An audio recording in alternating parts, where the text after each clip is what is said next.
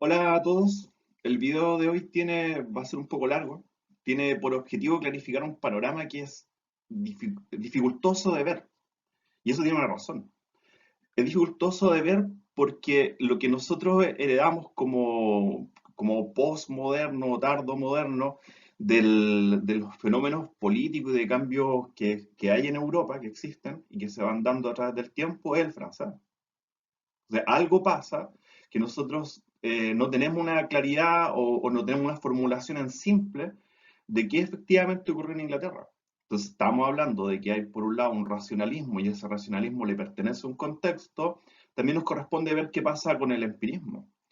Si bien tratamos el empirismo en texto, en su variante epistemológica, científica, es el momento de ver también qué ocurre en su variante política.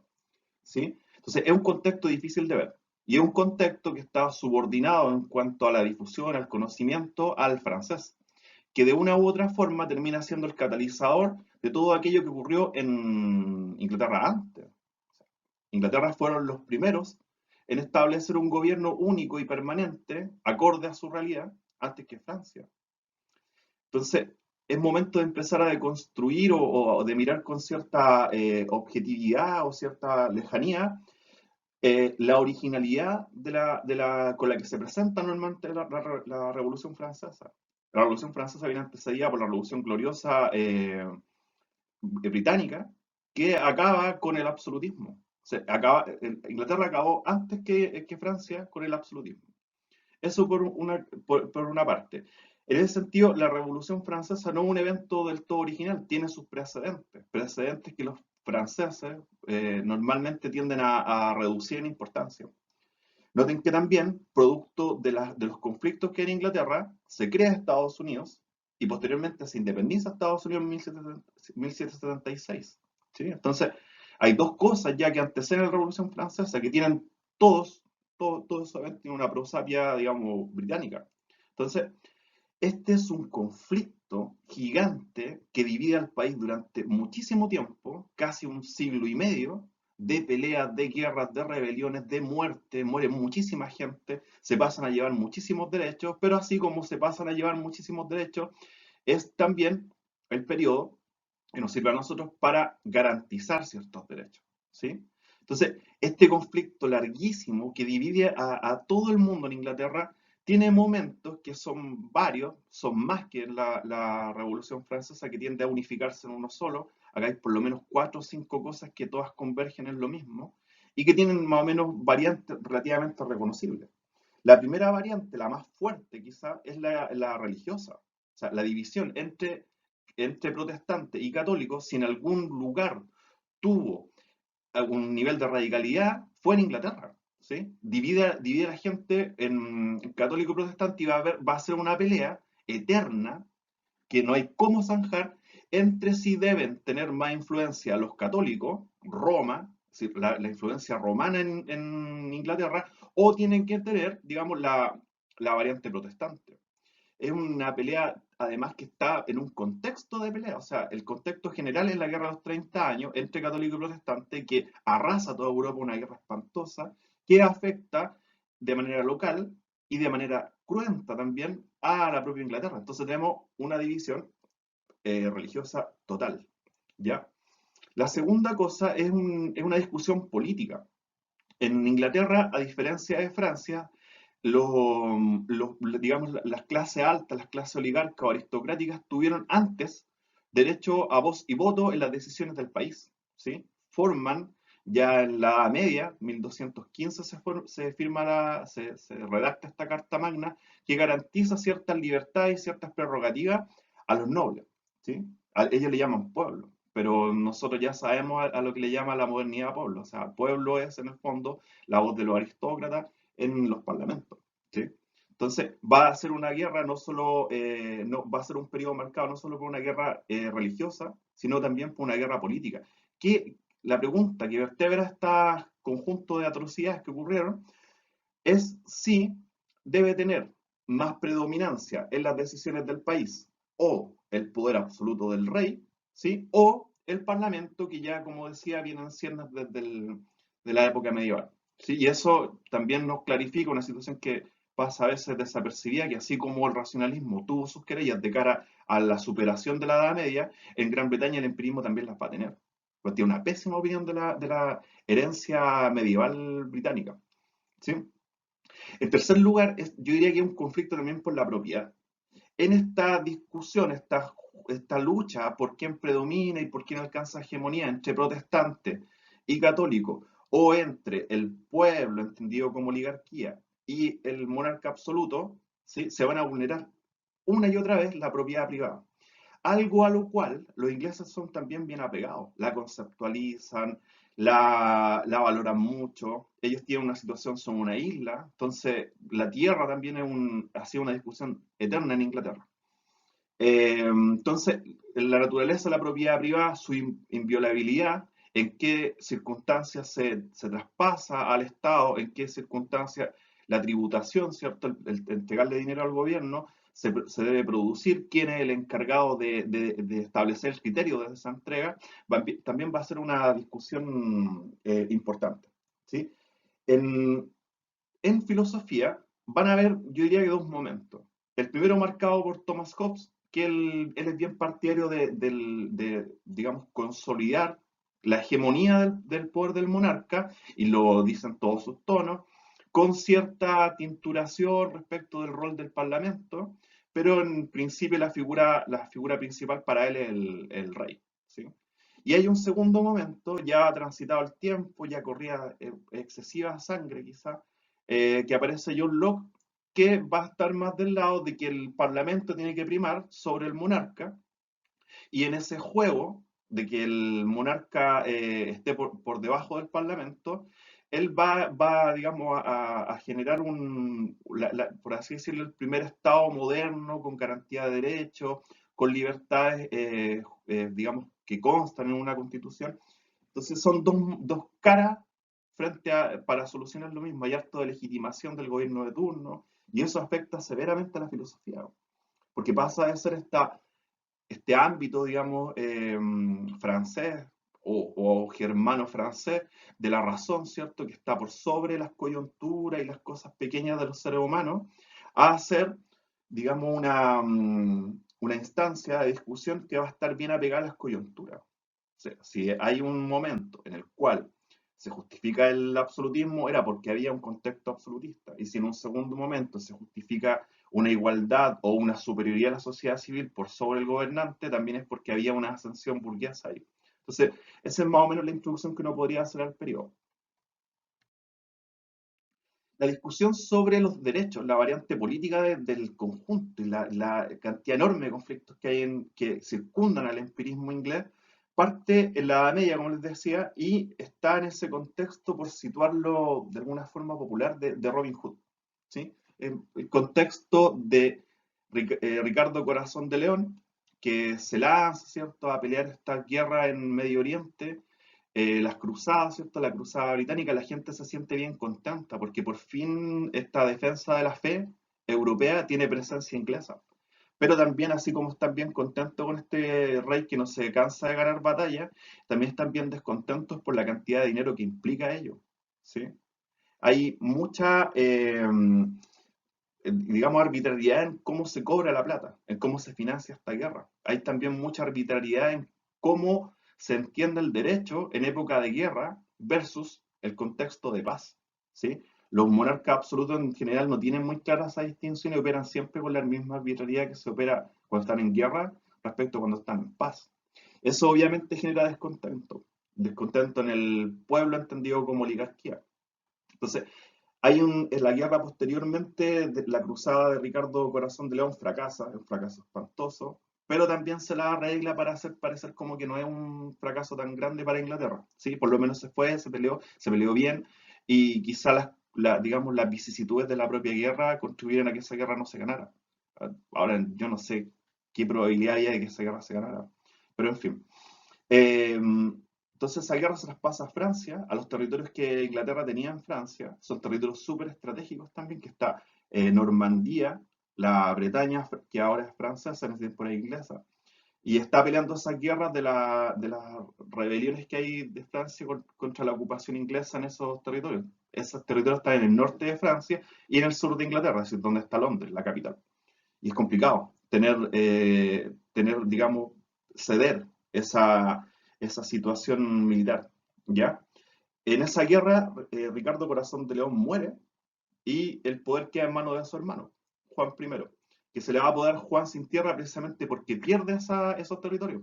Entonces, parte mal, su gobierno digamos, militarmente torpe, no tiene la misma habilidad, ni el mismo carisma, ni la misma admiración que tenía su hermano, y lo que él hace como pollo nuevo es buscar un poco su lugar. Pues su lugar él considera que debe ser una reestructuración económica total y una recuperación, una restitución del erario fiscal, que su hermano lo ha dejado en crisis absoluta, ¿sí? Y empieza a cobrar impuestos.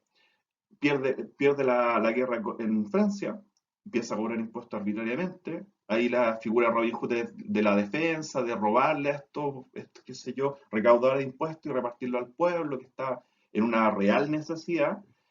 Pero los que se ven más afectados son los terratenientes, la aristocracia, y se rebelan. Le arman una rebelión, hay un conjunto de batallas contra este señor, y esa guerra, digamos, esa dificultad, termina en la firma o la redacción de la Carta Magna de 1215, que garantiza, por un lado, que no se deben eliminar los derechos civiles de esta fronda aristocrática. Entonces, ya le vas dando cabida a los aristócratas no nobles o nobles enriquecidos, ¿cierto?, para que discutan los temas en igualdad de condiciones con el rey, que es una tradición británica que se extiende de ahí para adelante. Eh, los únicos capaces de limitar el poder monárquico son precisamente la aristocracia entendida como pueblo, ¿sí? Eh, Además, los impuestos, la potestad, digamos, de cobrar impuestos se le quita al rey y se le traspasa al parlamento. Y a partir de ahí, el Parlamento, el rey cada vez que quiera emprender una guerra va a tener que ir a pedirle permiso al Parlamento para ver en qué condiciones financia esta guerra, que es una dificultad enorme. Noten que posteriormente hasta ahí esta guerra de los 30 años en toda Europa y se necesita actuar rápido. Y esto entorpece un poco la participación en Inglaterra versus la facilidad con la que podía obtener el régimen absolutista en Francia el dinero para emprender las campañas que quisieran. En Inglaterra era un poco más, era más cuidado. Dado que las arbitrariedades normalmente se cometían en esta indistinción que tenía el rey respecto de la forma de operar de operatividad de la ley en tiempos de paz versus los tiempos de guerra, los reyes absolutos operaban como si todo el tiempo estuvieran en guerra, lo cual era un poco cierto también. O sea, si bien habían periodos de paz, eran pocos. Pero esta Carta Magna garantiza una diferencia, un corte ahí, en que respecto de que en los tiempos de paz debe imperar el Estado de Derecho, ¿sí? Se establece también la inviolabilidad de la propiedad privada, ¿sí?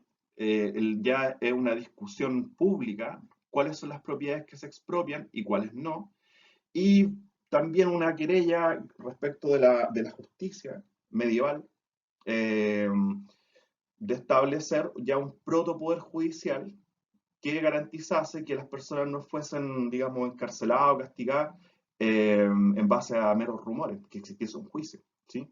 Ahora esos juicios también eran bastante elitistas, normalmente si una persona no tenía mucha importancia dentro de la sociedad, seguían siendo arbitrarios igual, ¿ya? Entonces, tenemos ya instalado el escenario, ya hay un versus acá. Ya no es el rey solo, sino que aparece el Parlamento, y el Parlamento entendido como representación de la voluntad pública o ciudadana, no lo sé. ¿Sí? Entonces está el escenario político ya dado. ¿Dónde aparece el escenario religioso? Que ya era un calvario esta situación de ser el único país de Europa que está siempre en este tira y afloja entre el rey y el parlamento. Como decía, esa tira y afloja, ese desequilibrio, esa asimetría la va a ganar el parlamento. Por eso es que actualmente la reina y la monarquía en general es una figura decorativa que va a las ceremonias, que se muere alguien y van, pero en general no tienen un poder de decisión tan fuerte, tan férreo como es la Cámara de los Comunes, o la versión inglesa del Poder Ejecutivo, que es el primer ministro, Thatcher, Tony Blair, toda esa gente. ¿Sí? Bueno, el que introduce más elementos a este conflicto que ya era severo es Enrique VIII. Enrique VIII es una figura bien particular dentro de la historia británica, acaso el más conocido de todos estos gobernantes que vamos a revisar ahora, y este señor se casa con una española, porque entiende que la religión católica en ese momento es el mejor mecanismo para establecer poder absoluto, al modo francés, ¿cierto?, en Inglaterra. Ahora, ese plan le falla, porque en la Europa de la época, las naciones no son naciones en rigor, son más o menos propiedad privada de determinadas familias, qué sé yo, y el plan le falla desde el punto de vista que esta niña, Catalina de Aragón, con la cual se casa, no le da heredero, y se ve en la obligación de forzar una separación con ella. En Inglaterra, si bien existía la fórmula legal para anular un matrimonio, no existía el divorcio, porque el divorcio, digamos, tiene que ver con está relacionado con la religión. Entonces va, y dado que le había hecho un favor a la corona, al generar presencia romana, presencia católica, en el contexto de la Reforma, ¿sí?, donde hay un montón de gobernantes y familias en Europa que adoptan el protestantismo como religión del Estado, él de alguna forma le hace este favor a al Papa y lo va a cobrar. Ahora el Papa se niega a concederle el divorcio. Y dado que tiene premura, urgencia por tener un sucesor, se casa, o sea, se casa en secreto y embaraza en secreto a su amante, que era Ana Bolena. De ahí, de esa relación va a salir Isabel I, que va a marcar todo el periodo isabelino de consolidación del protestantismo en Inglaterra. ¿Sí?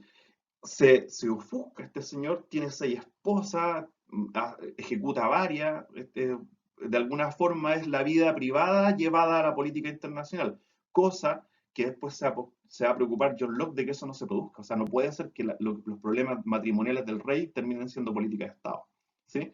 Eh, Establece también un conflicto con el derecho de propiedad, expropia la iglesia católica, y empieza ya a alimentar los primeros fogones, digamos, los primeros espacios de adquisición de fuerza por parte del protestantismo. ¿Ya? El protestantismo es súper fuerte en Inglaterra y se produce ya la segunda dicotomía. Si la primera dicotomía era rey versus parlamento, acá va a ser ya derechamente católicos versus protestantes.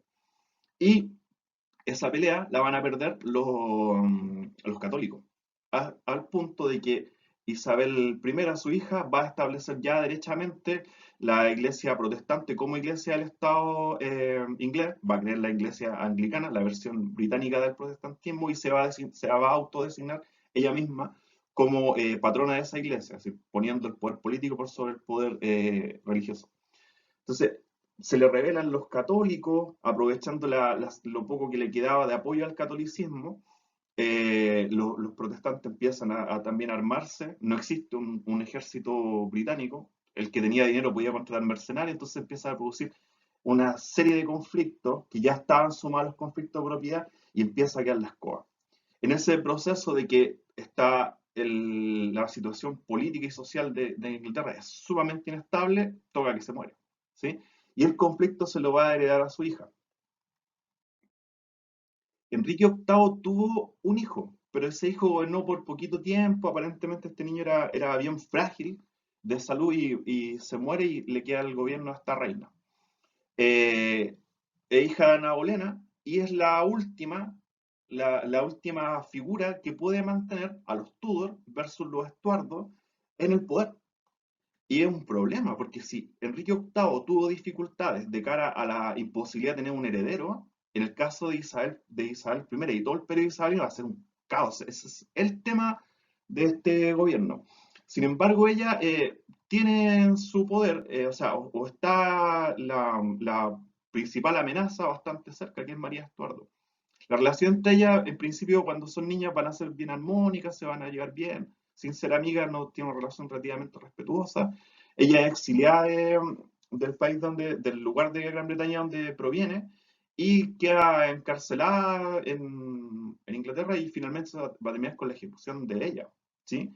Ahora, Isabel I no es que haya dado tanta libertad, digamos, al Parlamento. Lo que hizo fue usar cierta astucia para mantenerlo en calma.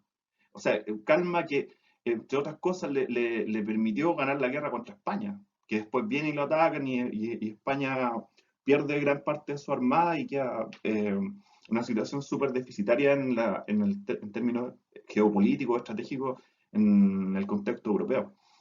Ella ya está inmersa en esta guerra internacional de los 30 años, gana esta guerra, lo cual fortalece mucho su figura, pero sigue en cuestión, o sigue en tela de juicio, si va a poder darle a Inglaterra un sucesor, que continúe con el linaje Tudor.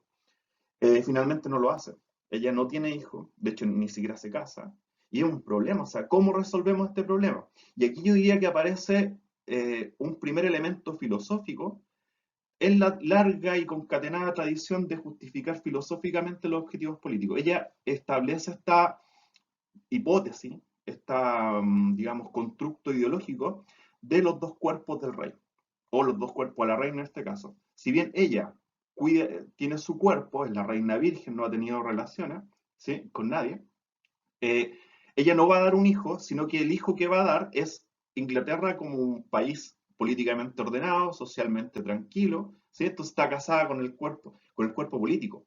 Y de alguna forma se va a hacer la maña para que la gente crea esto. Y la mantiene calmada, entonces el tema de si va a dar un heredero o no, no es tan tema, ¿ya? No es tan tema hasta cierto punto, porque entiendan que también es una idea re complicada de entender.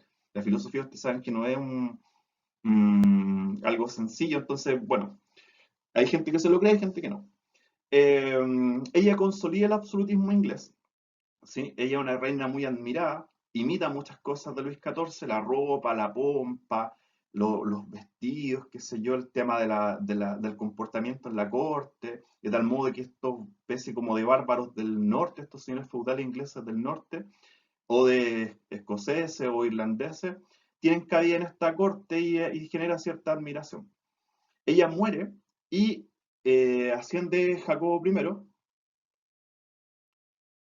y este señor va a cambiar de una u otra forma todo. ¿Por qué? Porque él es un rey de confesión católica y va a comenzar una suerte de persecución contra los protestantes que ya eran mayoría, o sea, se involucra en una guerra innecesaria, una guerra que sabía que desde el sentido común no podía ganar, pero dentro de su cabeza de rey absolutista o con intención absolutista, él pensaba que sí. ¿Sí? Aparecen dentro de la facción protestante un grupo que van a ser, por así decirlo, los puros de los puros. Es una época de absoluto fundamentalismo cristiano. A la gente a veces se le olvida en Occidente que los grandes inauguradores del fundamentalismo político-religioso son los occidentales. Entonces ahora estamos como, tratamos de Talibán a cualquiera. Pero este periodo de los puritanos son súper perseguidos, son sumamente poderosos también, y hay una facción que se va, toma el Mayflower, se va, cruza el Atlántico y se van a América a fundar un país donde ellos puedan crear una nación fundada en el fundamentalismo religioso, que es Estados Unidos. En el viaje, recuerdo pocos viajes que hayan estado tan marcados por vicisitudes negativas, naufragan, llegan muertos de hambre, y los que los reciben son los indios, pues, los ayudan, qué sé yo, los habitantes originarios de América, lo ayudan y les dan comida, qué sé yo, y se crea el Día de Acción de Gracias. Esos puritanos van a ser el origen de lo que posteriormente va a ser la propia rebelión contra Inglaterra que va a decantar en la independencia de Estados Unidos. Entonces, en esta guerra, por reinstaurar el catolicismo, Jacobo I va a desbaratar totalmente las finanzas. O sea, las finanzas británicas son una cosa de pobreza, de que no hay plata, y cuando hay poco dinero en general las personas tienden a volverse más susceptibles. Entonces la intolerancia religiosa es lo que marca el periodo, y este señor muere y le sucede su hijo Carlos I. Entonces, esta guerra civil va a ser continuada por Carlos I y ya no da más la cosa. Digamos, el erario monárquico, el dinero del rey ya se ve muy reducido, no tiene tanto dinero, digamos, para contratar mercenarios, y el Parlamento algo más de dinero habrá tenido. Entonces aparece la figura de Oliver Cromwell, que, digamos, encara este conflicto y gana. Oliver Cromwell es una figura también es un fundamentalista religioso, un tipo rarísimo, tenía un tirano, pero a los ingleses le cae bastante bien, tipo muy, muy transigente. Gana esta guerra y le corta la cabeza al rey Carlos I, ¿sí? La ejecución de Carlos I antecede, noten, a la de Luis XVI en Francia. Entonces, este invento de andar cortándole la cabeza al rey es un invento, digamos, británico. Así también el invento de matar ricos. Ustedes saben que en una guerra mueren pobres, no hay ningún problema. Pero cuando empiezan a morir ricos ya es como para preocuparse. Entonces la matanza del Vendôme y todo eso eh, de matar y encarcelar nobles es un invento británico también. ¿Sí? Y él instala lo que es el protectorado. No contentos bueno, bajo el gobierno de Cromwell se alcanza cierta estabilidad. O sea, los ánimos se empiezan a calmar, pero igual, o sea, cualquier cosa hacía estallar el conflicto político, religioso y mayormente el económico. Entonces, él muere, Oliver Cromwell, y le deja el protectorado, esta especie como de creación de la figura del primer ministro británica, a su hijo. Su hijo no tiene la fuerza ni la intransigencia, ni en algunos casos la falta de escrúpulos para mantener calma esta bolsa de gatos que hay en Inglaterra. Y aparece la restauración de la monarquía. ¿Sí? Noten que Oliver Cromwell es un parlamentario más, una especie de hacendado, sin mucho dinero, pero sí con mucho carácter. Entonces viene la restauración y en el proceso asciende Jacobo II, del cual yo, según recuerdo, ya hablamos, y su gobierno intenta nuevamente restablecer el catolicismo, entendiendo que el catolicismo es la principal herramienta francesa para mantener cohesionado al pueblo o a las personas bajo un solo gobierno, ¿sí? Y él es súper torpe, ve que la situación se le va de las manos, eh, intenta exiliarse, fracasa en eso, intenta exiliar a los hijos, también fracasa, y este ya es más o menos el contexto de John Locke. Hay una especie de confabulación entre la fronda más ilustrada y el parlamento por básicamente ofrecer el cargo de rey a cualquiera, digamos. ¿Sí? Hay un complot, Jacobo II pierde esta rebelión y llaman a Guillermo Orange, que era un primo lejano, como un primo del sur, pero que está en Holanda. Y se produce la Revolución Gloriosa de 1688, que ya termina todo esto, se acaba, y establece la monarquía constitucional británica tal y como la conocemos. Entonces, ¿cuáles fueron los primeros en lograr un gobierno civil de distribución de poderes, de igualdades civiles? Los británicos. ¿Sí? Bueno, en el contexto, la primera parte de lo que ya venimos hablando en este video, perdón, la parte absolutista, donde aún el rey tenía posibilidad de mandar y establecer cierto absolutismo, esa primera parte es la de Thomas Hobbes. Hobbes nace en 1588, es el secretario de Bacon. Bacon, nosotros hemos hablado de él, una figura que moralmente no es un ejemplo de virtud, digamos. Era bien retorcido, bien radioactivo en sus relaciones, digamos, interpersonales, llegó a ser gran canciller. Es, creo que el único ejemplo de un filósofo que haya llegado a tan alto en el poder. Y Bacon, Thomas Hobbes aprende varias cosas buenas y malas de Bacon. En su vida también fue bien controversial lo que él iba diciendo, básicamente porque tiene más criterio, digamos. Cuando la balanza se había incrementado hacia el Parlamento, Hobbes se ponía absolutista. Cuando habían épocas de restauración de la monarquía, se ponía del lado del Parlamento, o sea, como que siempre estuvo desacomodado. Terminó exiliado en Francia, allá conoció a Descartes, le, de hecho le redacta una objeción a sus meditaciones metafísicas. Yo no sé cómo habrá sido ese encuentro, imagínense, un, digamos, hijito de papá como Descartes, que no trabajó nunca un día a nadie, hizo el servicio militar, nunca peleó en ningún lado, escribe esta, digamos, filosofía racionalista desde la comodidad de su casa, de su sala, con su chimenea ahí, y viene Hobbes con toda esta cabeza baconiana maquiavélica, ¿sí? Y, bueno, sin embargo, le escribe el problema del tú, que Descartes había fundado muy bien el yo, o no sé si la había fundado muy bien, pero su filosofía, aparte de la autosuficiencia y la autojustificación del yo, pero el problema era cómo justificó a los otros. No hay evidencia de que los otros también existan por sí mismos. Entonces, bueno, Escribe en el periodo de restauración su gran libro que es el Leviatán. Es tanto que es tan desagradable esta figura, pero también genera mucha admiración en algunos, que el mismo rey Carlos II lo tiene que proteger en algún minuto, pero esa protección del rey es tan débil frente a la del Parlamento que le queman los libros 2 veces, lo acusan de ateísmo, le prohíben publicar y se muere. Bueno, ya entramos en la parte filosófica.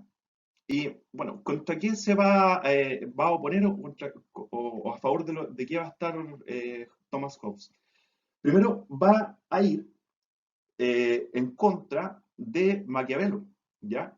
Siente que en Maquiavelo hay un saltarse la ley natural, el jus naturalismo, esta visión de que el hombre nace con derechos naturales, ¿sí?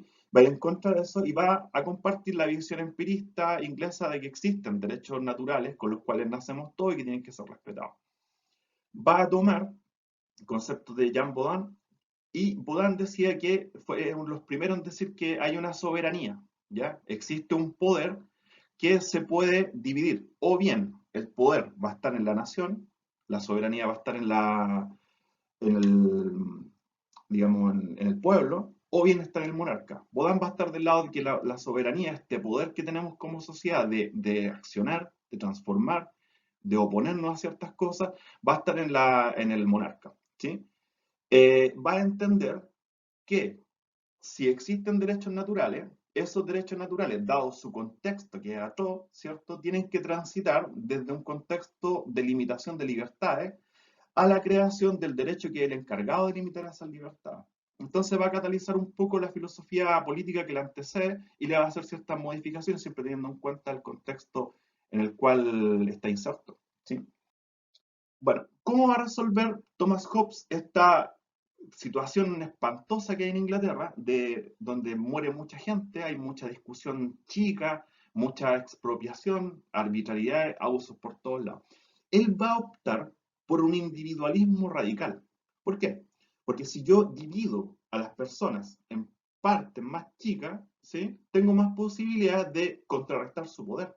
Entonces va a promover que el individuo es lo importante, la protección de la propiedad privada es la relevante, la protección de las personas tomadas como individuos, ya no como facciones, ¿sí?, es lo relevante.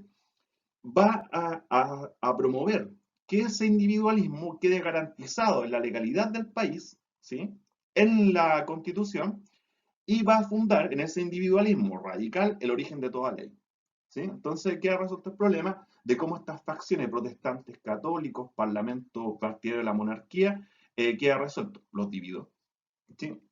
Va a plantear que hay una inviolabilidad de derechos y va a establecer, va a poner, digamos, filosóficamente por escrito, la visión de los derechos que ya venían de la Carta Magna de 1215, que hay, hay 3 derechos fundamentales. El primer derecho de derecho natural es el derecho a la vida, el segundo derecho es el derecho a la libertad y el tercer derecho es el derecho a la propiedad.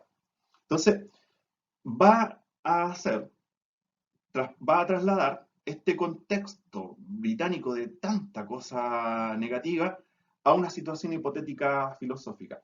Él cree que creando este estado hipotético, que es el estado de naturaleza, va a tener un piso teórico para proponer la justificación del absolutismo y de pasar también la justificación del individualismo. O sea, cómo yo hago existir una figura que lo consume todo, ¿cierto?, con la partícula que compone la sociedad. Entonces dice, bueno, contra Aristóteles había dicho que el hombre es un ser social por naturaleza. Él va a decir, bueno, el contexto, el estado de naturaleza, antes de la creación de la ley, es de igualdad. O sea, todos son iguales, pero todos son iguales en un sentido particular, llamativamente negativo. O sea, soy libre de hacerle lo que quiera a cualquiera, no hay ninguna ley que me limite, y eso lo vio. Hay atrocidades contra de la fe de las personas, hay atrocidades contra la vida de las personas, se limitan muchas libertades o se eliminan, hay usurpación de propiedades como loco, entonces se requiere clarificar esto. Entonces, bueno, son todos libres, son todos iguales, iguales de hacer, tienen igualdad de derechos. Derechos que también se pueden traducir en libertad absoluta para causar daño al otro, que es lo que le va a interesar más. Entonces va a delinear contra Locke una especie de escenario donde lo que gobierna es el miedo, el terror, y el pánico que tienen que tenerse uno a otro, estimulando de esa forma que yo me proteja, ¿cierto? Y me mantenga viendo las cosas como un individuo, ¿sí? Ya no como colectividad. Eh, entonces, en esa situación de esta naturaleza hay por lo menos tres cosas que son imposibles. Es imposible que estas personas renuncien a sus derechos ilimitados, ¿cierto? A su posibilidad de hacer cualquier cosa, lo que quieran, para buscar la paz. No, es imposible, porque dado que hay amenaza mutua, tenemos que ponernos de acuerdo para ver en qué medida nuestro consenso va a posibilitar la libertad, va a limitar la libertad para buscar la paz permanente, digamos, ¿sí? Es imposible, segunda cosa imposible, que en este contexto de esta naturaleza, las personas, digamos, renuncien a parte de sus derechos, porque evidentemente si yo renuncio a parte de mi derecho me pongo en una situación de más debilidad, de más fragilidad, respecto de otro de que pueda aprovecharse de esta situación. En el Leviatán también dice que lo que más importa, digamos, es la incapacidad de establecer contratos. De establecer contratos donde yo renuncio a un 50, tú renuncias a un 50, pero los dos de alguna forma obtenemos un 50 del acuerdo mutuo, que incrementa nuestra posición y la vuelve más ventajosa. La otra cosa que es imposible en este estado de naturaleza es que estos contratos se respeten, ¿sí? Que es lo que en principio podría contribuir a quitarle gravedad a la situación. Entonces, se produce una sensación de inseguridad generalizada. El Leviatán es súper claro en decir el nivel de pánico que hay respecto del otro, una especie de visualización absolutamente negativa del otro, no, un parte también deudora por los daños que se han causado en el plano social y político mutuamente, que en cierto modo era verdad. Existía la posibilidad de que cualquiera me agrediera, está en riesgo la autoconservación, y lo principal es que hay considerables dificultades para cambiar esta situación de modo permanente.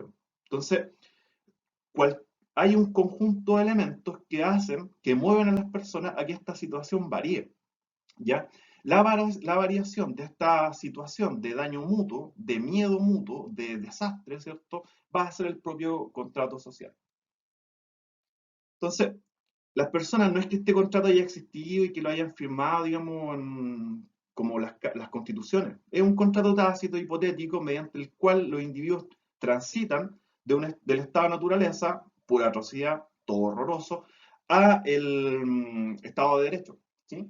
Ahora, es bastante curioso este tránsito, este paso, porque en primer lugar, que se hayan movido a la situación del contrato, el contrato no incluye al monarca, ¿ya?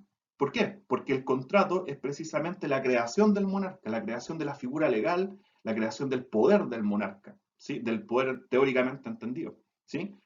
Evidentemente tampoco incluye al propio contrato, porque el contrato como organismo creador de la autoridad no está excluido de la autoridad, ¿sí? No está por sobre ella, pero está por fuera. Hay una situación de externalidad del contrato respecto del pueblo y la figura del propio monarca.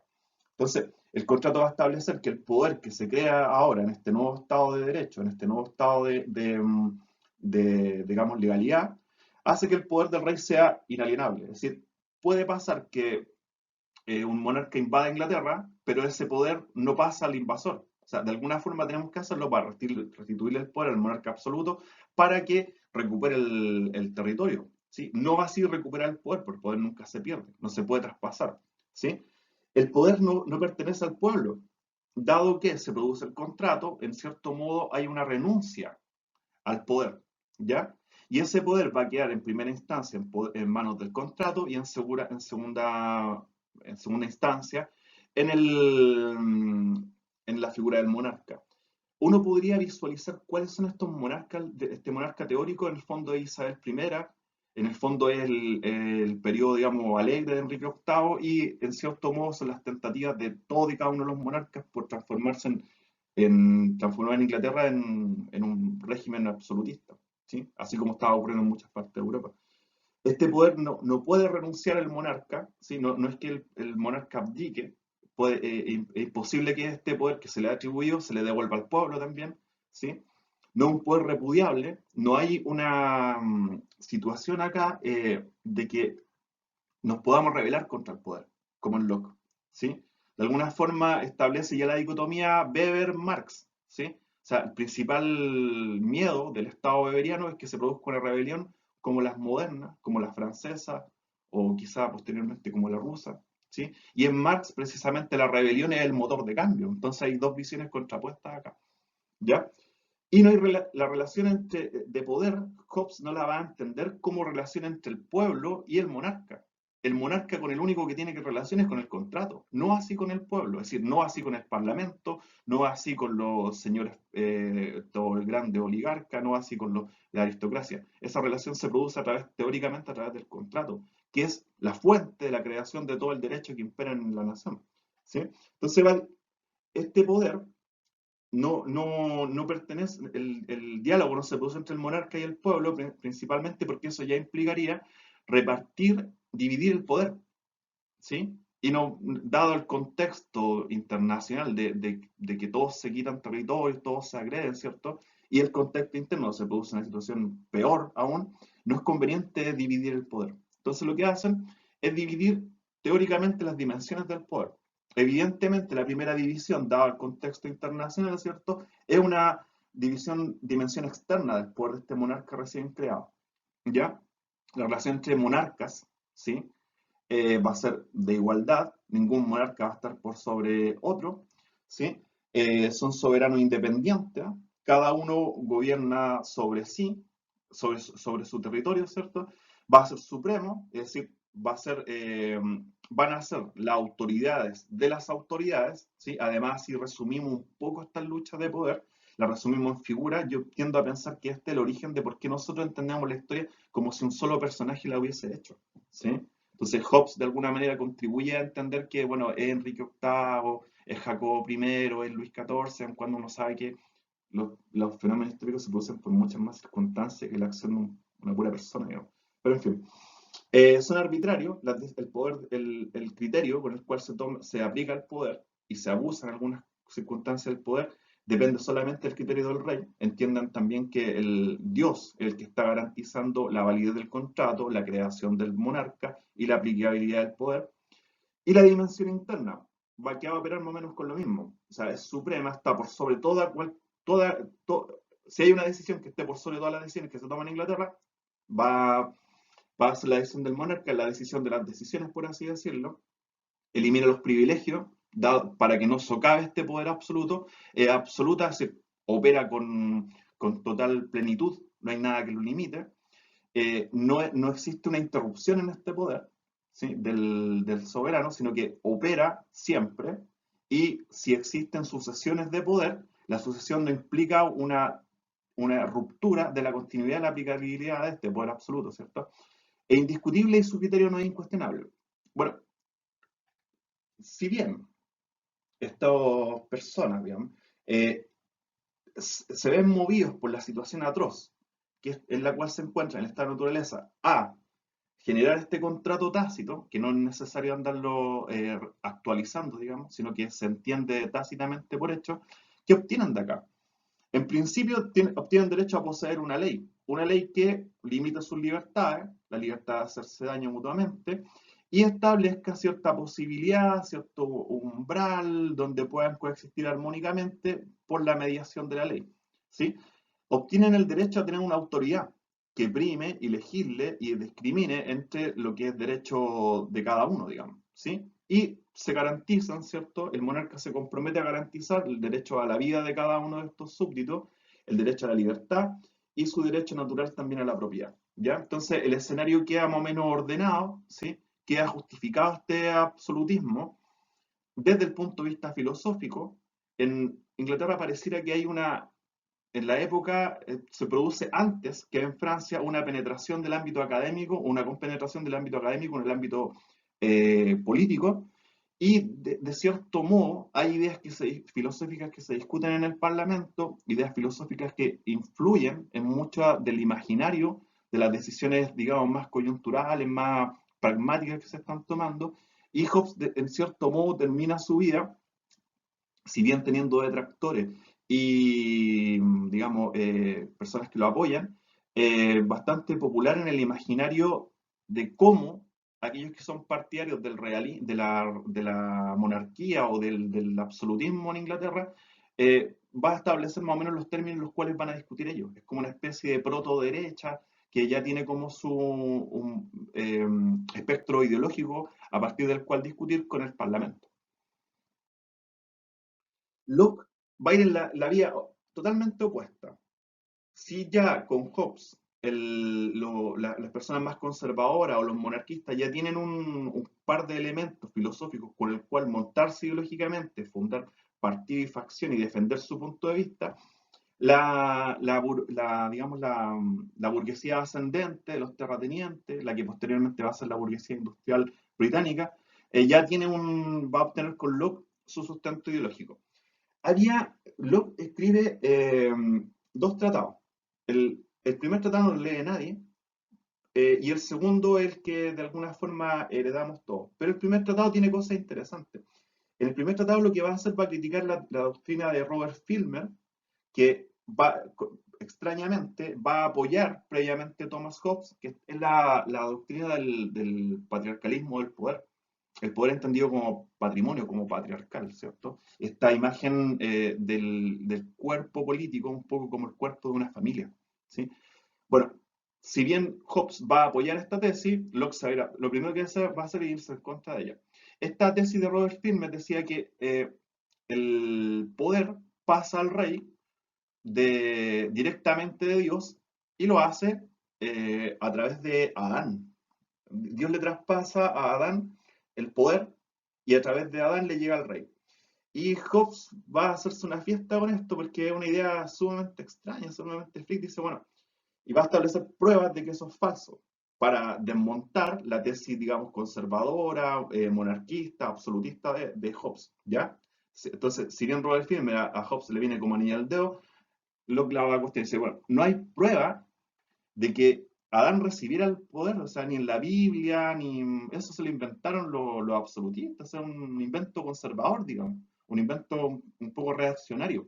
No hay prueba de que Dios le haya traspasado el poder a Adán y de ahí haya pasado a toda la monarquía europea. No hay prueba de que ese traspaso se haya producido y además cuál fue el criterio de Adán, si es que esa situación se produjo, para traspasarle a uno de sus descendientes o distribuir ese poder. No existe ni prueba de que se haya producido ni cuál fue el criterio. Y además eso ocurrió hace tanto tiempo que tampoco tenemos una forma de verificar si el rey se llama Luis XIV, Enrique VIII, Isabel I, tiene una vinculación efectiva con la descendencia de Adán. Entonces, es relativamente fácil desmontar a este Robert Filmer. Entonces, al igual que Hobbes, como buen británico, va a establecer que el naturalismo es la esencia del contractualismo. O sea, el contractualismo es un poco hijo del derecho natural. Naturalismo, jus es derecho y natura es naturaleza. O sea, hay un derecho natural que traemos todos. Y esos derechos son tres. Son tres y le agrega un cuarto, que ahí va a producir la discusión con Hobbes. El primero es el que ya hemos hablado, vida, propiedad, libertad, pero Locke agrega un cuarto, que es el derecho a defender esos derechos, ¿sí? Entonces, lo que caracteriza al estado de naturaleza en Locke no es el miedo mutuo ni la libertad ilimitada, y tampoco una vez que transitamos del estado de naturaleza al contrato social, el derecho que cedemos es la libertad. No es así, o sea, acá en Locke, el derecho que cedemos es el cuarto derecho, el derecho a defender nuestros derechos anteriores, ¿sí? ¿Por qué? Porque en base a ese cuarto derecho, el derecho a defender nuestros derechos, se podían provocar en este estado de naturaleza, hipotético también, ¿cierto? Mucho aprovechamiento, cierta uso de la fuerza, ¿sí? Dado que el derecho de propiedad en la época de Locke, no así o también, digamos, en la época de Hobbes, el derecho de propiedad el más importante, eh, principalmente las discusiones o las peleas del estado de naturaleza se producen por propiedades, por usurpación de propiedad, y ya el tema, digamos, eclesiástico, religioso, no va a estar tan directamente ligado como lo era en Hobbes respecto de lo que es Locke, ¿ya? El conflicto que caracteriza a Inglaterra es un conflicto, digamos, que liga dos dimensiones, la política y la económica. Entonces, por eso sitúa en este lugar central a la propiedad. Entonces, dado que el derecho a propiedad es más importante, la mayor parte de los conflictos se producen por el derecho que tenemos a defender el derecho a la propiedad. Bueno, este centro de la propiedad privada es la discusión de Locke respecto al estado de naturaleza. En el principio del estado de naturaleza los bienes pertenecen a todos. Entonces, los árboles, las frutas, los animales andan libres, ¿cierto? Y pertenecen a todos por igual. ¿Cuándo se produce el paso de lo común a lo privado? ¿Sí? ¿Cuándo se produce? Se produce cuando yo introduzco en digamos, en la cosa algo de trabajo. Es decir, Locke va a ligar el trabajo a la aparición en la historia de la propiedad privada. No sé, las manzanas son comunes a todos y todas las podemos subir al árbol, recogerlas del piso, no lo sé. Pero cuando uno se agacha a recogerla, esa manzana pasa a ser propiedad de quien la recogió. Entonces, el trabajo introduce un valor añadido a las cosas y convierte lo común en algo privado. Y a partir de ese minuto uno, la propiedad privada se va a volver inalienable y no puede llegar cualquier gobernante u otra persona que forme parte de esta naturaleza a quitárnosla, digamos. Eh, Existe en John Locke una visión de que el límite de la propiedad privada es la utilidad. Bueno, habíamos que hablar de la propiedad privada. Entonces, el límite de la propiedad privada es la utilidad, ¿ya? Es decir, que no puedo acaparar, por así decirlo, todas las manzanas o todos los animales que andan libres una vez que le incorpora algo de trabajo a esta propiedad que previamente era común, pero que ahora pasa a ser propiedad privada, ¿sí? Porque digamos, las propiedades usuales que nosotros vemos en la naturaleza tienden a degenerarse, a corromperse y a transformarse en cosas que son inútiles. Entonces no puedo acaparar sino aquello que me es útil para mí, ¿sí? Posteriormente, Adam Smith va a cuestionar un poco esa división de Locke entre la utilidad de la propiedad privada y la acumulación infinita y va a destapar, va a levantar una puerta que va a servir digamos, al capitalismo posterior a él, para entender que hay una propiedad privada que no es del todo, no responde a ese criterio de utilidad, ¿sí? ¿Qué es el dinero? El dinero puede ser que no se degrade, ¿cierto? A diferencia de las cosas, digamos, orgánicas, y puede acumularse infinitamente, ¿sí? ¿Qué es el escenario que nosotros estamos viendo, donde hay personas que convierten el dinero en propiedad privada, ¿cierto? Y lo pueden incrementar infinitamente. ¿Sí? Hay diferencia entre el estado de naturaleza de Hobbes y de Locke. ¿Sí? La primera diferencia que existe entre Hobbes y Locke es que el estado de naturaleza de Hobbes se caracteriza por el miedo y el terror mutuo, ¿sí? El terror hacia el otro. Y acá no es tan así, digamos. Lo que mueve a las personas que están en este estado de naturaleza a transitar de este estado al contrato social es básicamente un desequilibrio un poco inquietante, un poco este nerviosismo, que no es cómodo, que por lo demás caracteriza a la política inglesa, ¿cierto? Entre la guerra y la paz, ¿sí? Entonces, esta inseguridad, esta sospecha del potencial daño, es lo que mueve a las personas a transitar del estado de naturaleza al estado de derecho. Y ahí, digamos, dada lo insostenible de esta inseguridad y esta desconfianza, Locke muchas veces no sabe qué es peor, si el miedo ya declarado, explícito, el daño, digamos, predecible, o aquella inseguridad que proviene de lo desconocido, de lo que yo no sé qué me puede ocurrir, o el daño que me puede provocar otro, ¿sí? Entonces, ¿cuáles son las razones por las cuales estas personas se encuentran inmersas en esta situación? Que un poco también es la característica una caracterización también de la sociedad inglesa, ¿cierto? El propio desconocimiento de la ley natural, esta situación de que solo por el hecho de nacer, las personas vienen con derechos inviolables, vida, libertad y propiedad, ¿cierto? Este desconocimiento hace que lo que yo no conozco simplemente no lo cumplo. O hago como que no lo conozco, una especie de intelectualismo moral socrático. Si no lo conozco, yo puedo hacer el daño, ¿sí? Sin recibir ningún castigo por eso. Eh, Cuando nosotros nos juzgamos en cuanto a la magnitud, la profundidad del daño, también somos bastante suaves, bastante benevolentes con nosotros mismos y no tenemos la misma, digamos, benevolencia para juzgar el daño que nos provocan otros. Entonces, cada uno va a caer un poco en el individualismo hobbesiano, que ya dado el tiempo que transcurre entre Locke y Hobbes, hay más o menos un siglo, ¿sí? No solucionó nada. Entonces, este nuevo contrato social lockeano de Locke viene a resolver esa situación, ¿sí?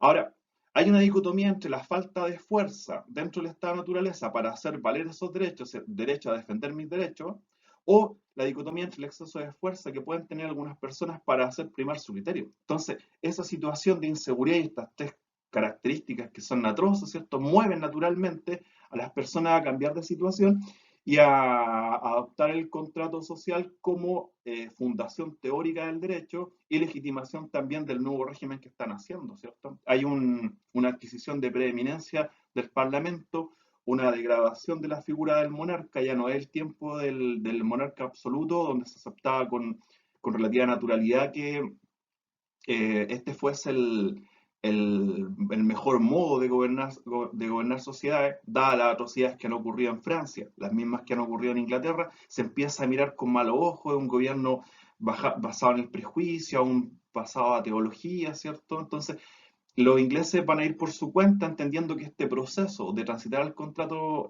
social es también característico de un gobierno más racional, más correspondiente, más ilustrado, ¿cierto? Más correspondiente a la razón y por lo tanto, dado que calza con esos criterios, va a ser el mejor. Bueno, yo ya decía que en Locke nos traspasamos la libertad, sino que le traspasamos, el derecho que le traspasamos al gobierno, a la asamblea, al parlamento o quien sea que esté, para lo mejor es que el parlamento ocupe esa función, el derecho a defender nuestros propios derechos, ¿sí? Entonces, el Estado ya no vamos a nosotros tomar, digamos, la justicia en nuestras propias manos, sino que vamos a transferir la defensa de los derechos nuestros al monarca y a través de él al parlamento, ¿sí? Entonces la base del pacto no es la fuerza, no, acá no se impone el miedo, sino que el consentimiento. Estamos tan cansados de que esta situación siga provocándose, una situación que parece que no va a tener fin, que nosotros solo consentimos que esta situación varíe porque confiamos en que esta nueva organización, digamos, de monarquía constitucional, de Estado de Derecho, nos va a hacer mejor y nos va a permitir vivir en, digamos, relativa armonía, ¿sí? Entonces, este consentimiento no requiere de que las personas vayan consintiendo unas tras otras el pacto, digamos. El consentimiento inicial, el consentimiento originario, basta para subentender tácitamente que las demás personas implícitamente aceptan el estado de sociedad y nuestra sociedad como la mejor y lo que nos previene de retornar al estado de naturaleza, donde, como decía Hobbes, lo que prima es la guerra de todos contra todos, ¿sí? Ahora,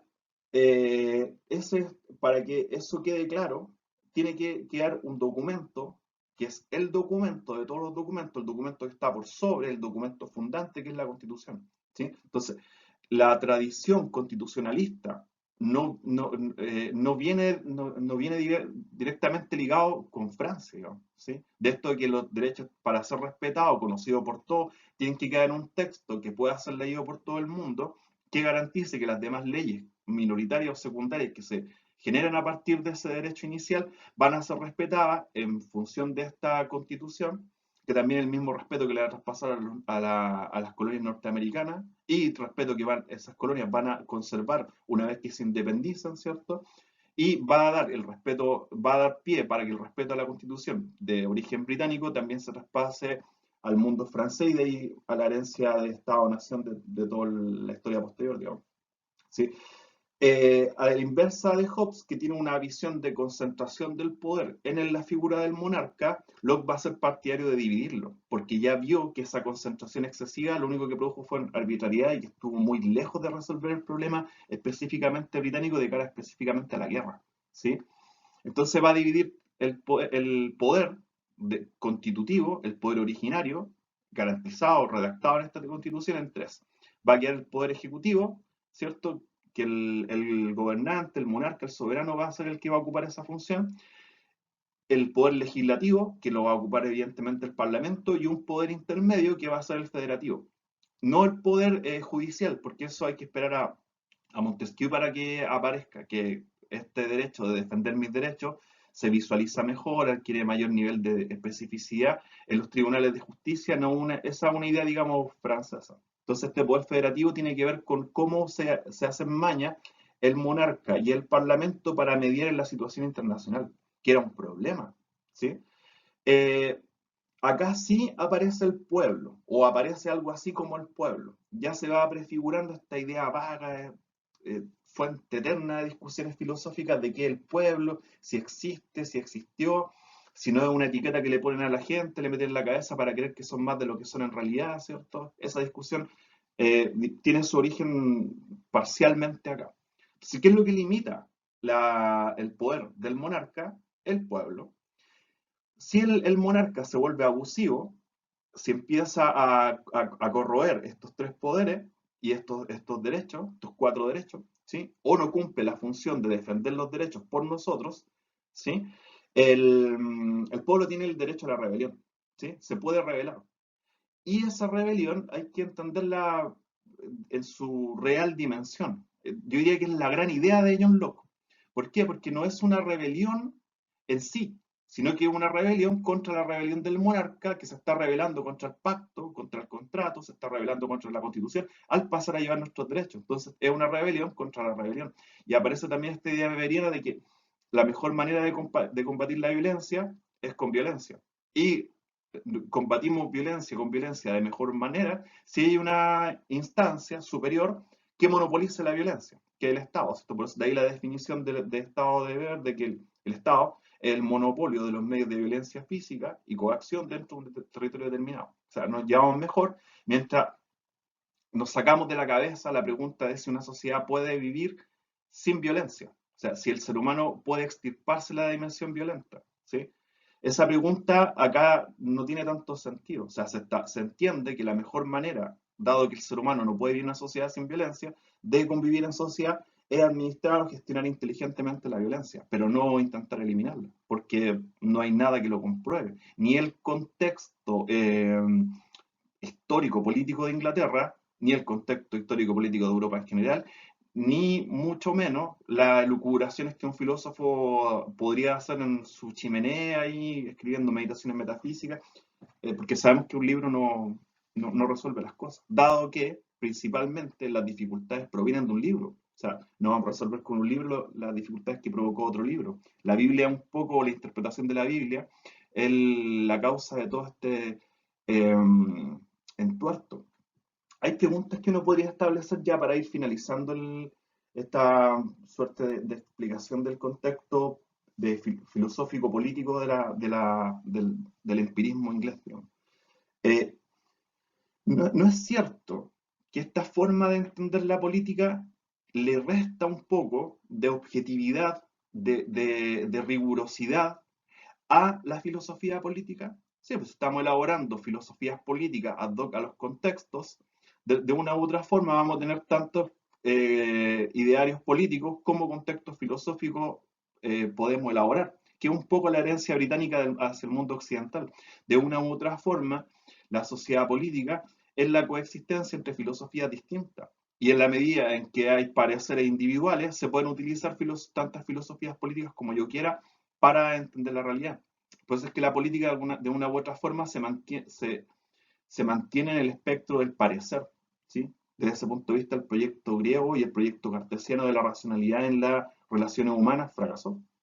¿Sí? Si no hay, digamos, una racionalidad en las relaciones humanas. Lo que opera es la emotividad y lo que puede hacer la razón, platónicamente entendido, es limitar o establecer cotos o límites a esa emocionalidad. Pero en cualquier caso, lo que gobierna el ámbito político no es la razón. ¿Sí? Por lo menos desde este punto de vista pragmático, utilitarista de los ingleses. Ahora, ¿cuál es el criterio para esta rebelión?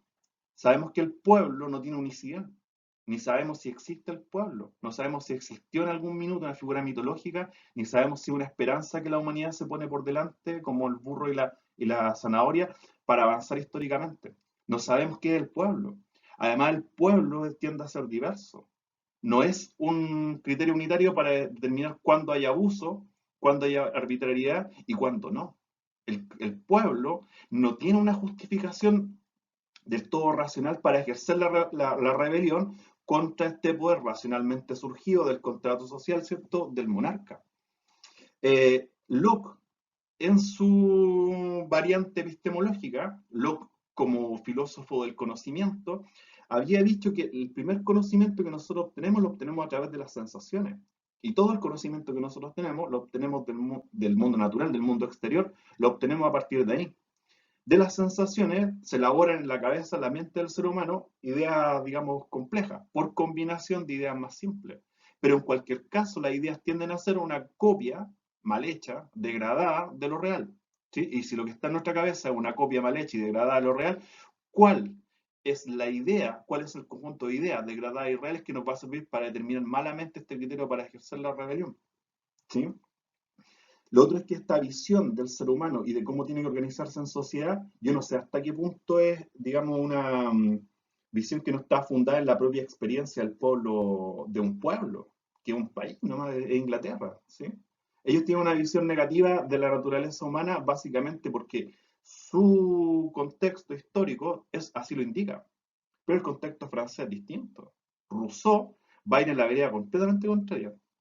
Lo que ocurre es que el ser humano inicialmente es bueno, es puro, es noble, no es traicionero, no es envidioso, no anda mintiéndole a los demás, ¿sí?